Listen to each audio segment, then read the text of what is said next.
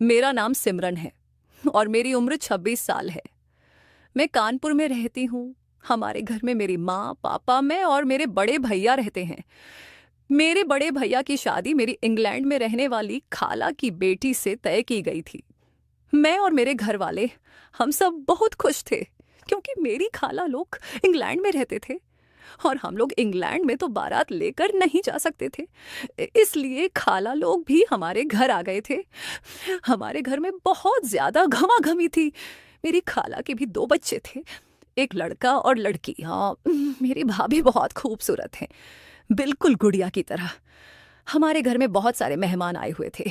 शादी को 3 दिन रह गए थे। मैंने और मेरी भाभी के भाई ने सारे मेहमानों को खाना दिया।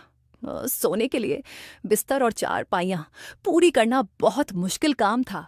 हम दोनों ने बहुत कोशिश के बाद सारे मेहमानों को जगह प्रदान कर दी, लेकिन हमें खुद सोने के लिए कोई जगह नहीं मिल रही थी।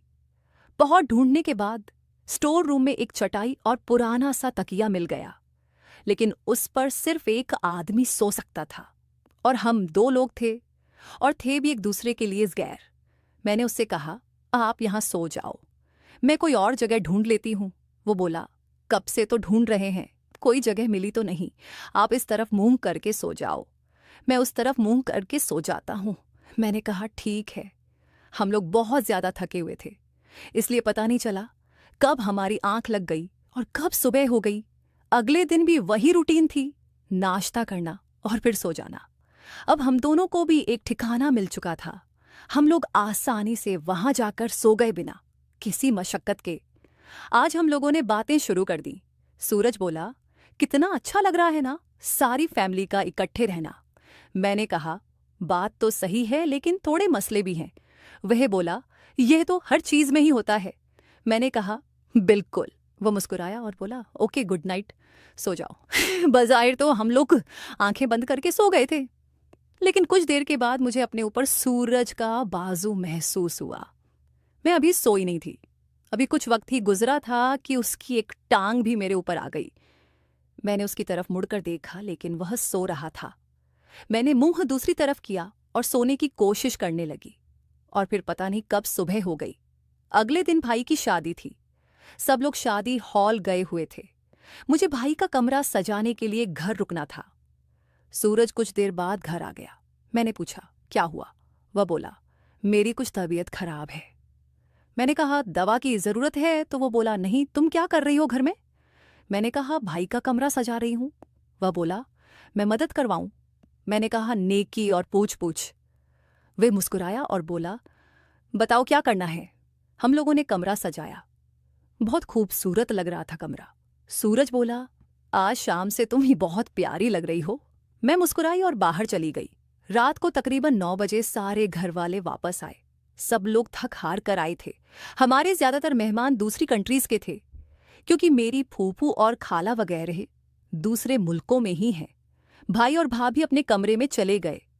हम लोग फिर से स्टोर रूम में आ गए सोने के लिए।